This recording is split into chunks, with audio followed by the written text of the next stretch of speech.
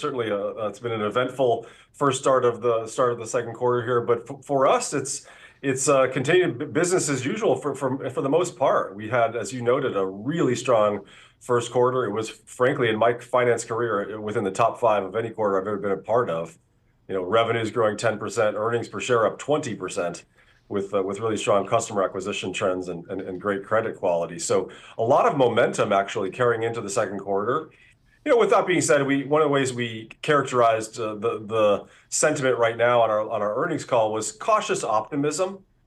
Certainly more uncertainty today than was the case earlier in the year. With that being said, we're still seeing growth. An indication of that is loan pipelines, our forward projection of likely loan closings, actually higher in the first 2 weeks of the second quarter here from the end of the first quarter. So still seeing that come through, notwithstanding a bit more uncertainty for sure. Given that you have a regional focus, what would you say is the biggest potential impact from tariff policy on your business? We talk about some of the bigger banks, and certainly the issues around M&A and sort of a pause when it comes to IPOs that have been pulled. That affects their capital markets business, but that's not necessarily where you guys are playing. What are the biggest risks based on what's happening in Washington to your business? It's a great question. It's a great question, Tim. And I think, for the most part, it is the uncertainty itself.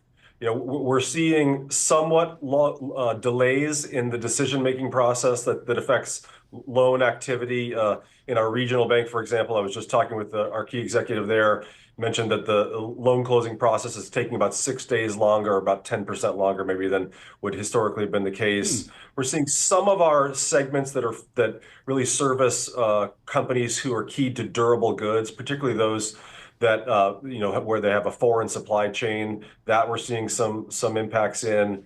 We do have an M&A advisory business that supports middle market, largely private companies. We're seeing somewhat slower deal closing process there. So, we're seeing to some degree those impacts, and that if that uncertainty continues, we would expect to see that those impacts continue and probably magnify. So, absolutely, we'd like to see a resolution of some of these uncertainty.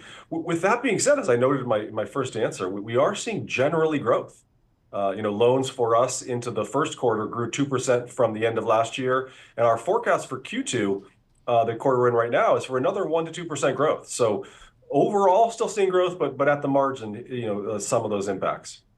Zach, to follow up on that, one of the themes in the upcoming edition of the briefing will be controlling the controllables, which is a theme that is coming up in many earnings calls that we're seeing these days coming in.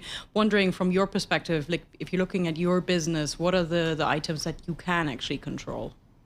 Yeah, it's a great question, Nina, and I think one of the things that's critical for us, and to some degree, situations like this really reveal which companies are managed the most rigorously. And we always think about multiple scenarios and scenario planning with contingent actions. And so to some degree, this scenario that's playing out right now is part and parcel to the way we manage the company all the time, always thinking about what could potentially come to pass and how we'll pull the levers of the business to maintain strong relative performance in any of them. With that being said, I always think about three things. Firstly, the key pillars of financial strength for the bank: capital, liquidity, and credit. And those are the things that under all circumstances we want to have strength in. And in an environment like this, we know how we will operate to maintain those areas of strength. Now, the second is the growth orientation of the firm. What are the goals that we're putting out to the organization? Where do we want folks focused? And what's the pace of our investments into key growth initiatives? And then the last thing is, how can we be consistent with our customer base?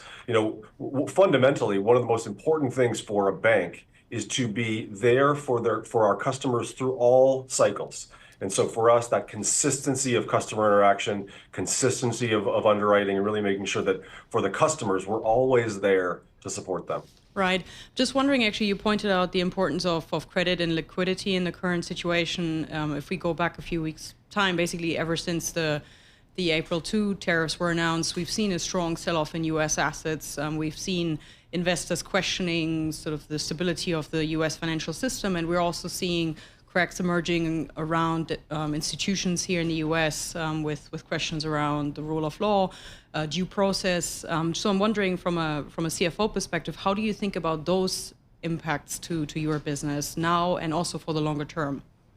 Yeah, I mean, it's a great question. Look, I think to some degree we see ourselves as a bastion of strength at times when there is those kind of uncertainties. You can count on us, as I noted just a minute ago. Our decision-making criteria are going to be consistent. We're there to provide advice and counsel to our customers amidst this time. I mean, to some degree, this actually is a time that bankers relish. And don't get me wrong, no one wants uncertainty and potential challenges to the economic environment, but this is the time when we really prove our worth to our customers. When we help them think through, how are they going to address potential challenges to their supply chain? How are they going to continue to address the level of interest rates, which have clearly risen, and if inflation does reemerge and begin to reaccelerate, how are they going to address that? So it really is a sort of go back to the core, focus on customers, focus on their best interests, and really help them to be ready amongst this potential uncertainty.